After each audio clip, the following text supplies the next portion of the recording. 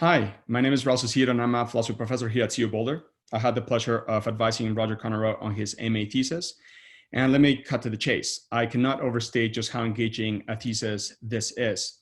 It is rich, complex, interesting.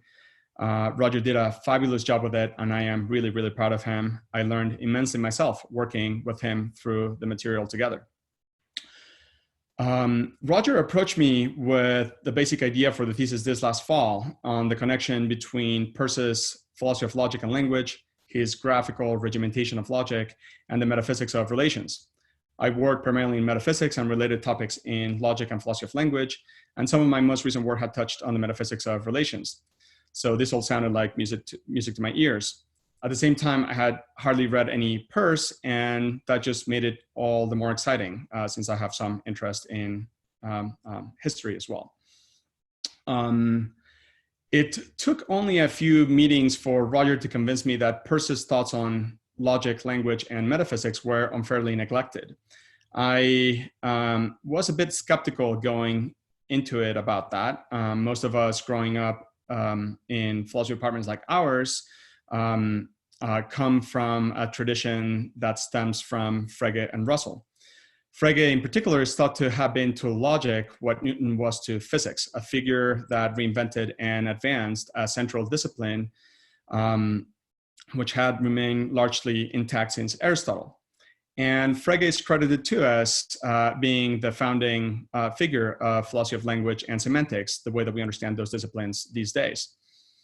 But Roger quickly helped me see that many of the foundational theses credited to Frege and some also to Russell in those domains were present in Peirce already, and this was around the same time. They were contemporaneous. And so just like Roger had told me at the beginning, Peirce's ideas were incredibly rich and enlightening. In any case, in our meetings, Roger took charge of leading us through large bodies of very complex literature, which eventually distilled into the main argument of his thesis. Roger develops an incredibly interesting argument according to which Peirce's thoughts on logic motivate a very distinctive picture about the metaphysics of relations. According to Roger, given Peirce's general theory of meaning, which is known as well as his semiotics, and in Peirce devising a system of logic that properly captured relations, Peirce found reasons for an intentional treatment of relations.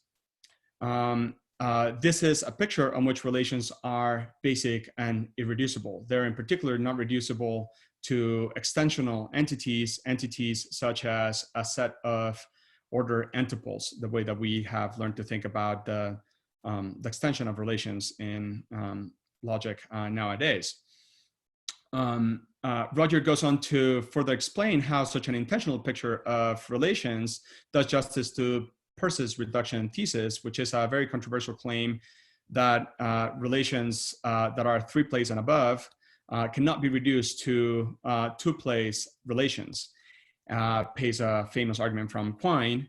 And Roger goes on to argue that this picture of relations motivates the graphical system for depicting logic for which Peirce is known.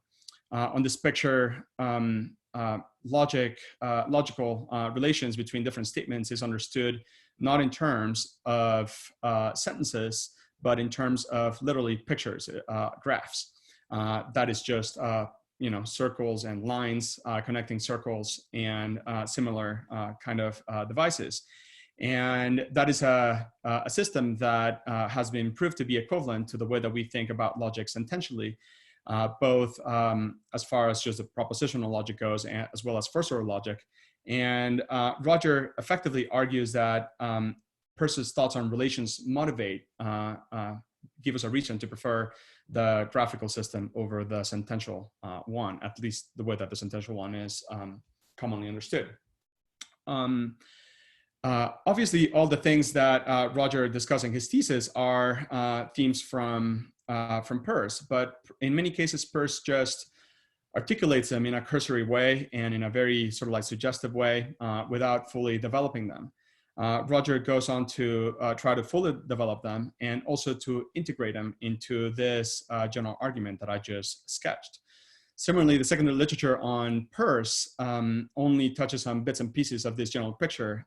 Roger is original in bringing all together in a comprehensive argument that touches on, again, themes in philosophy of language, logic, and metaphysics in Peirce.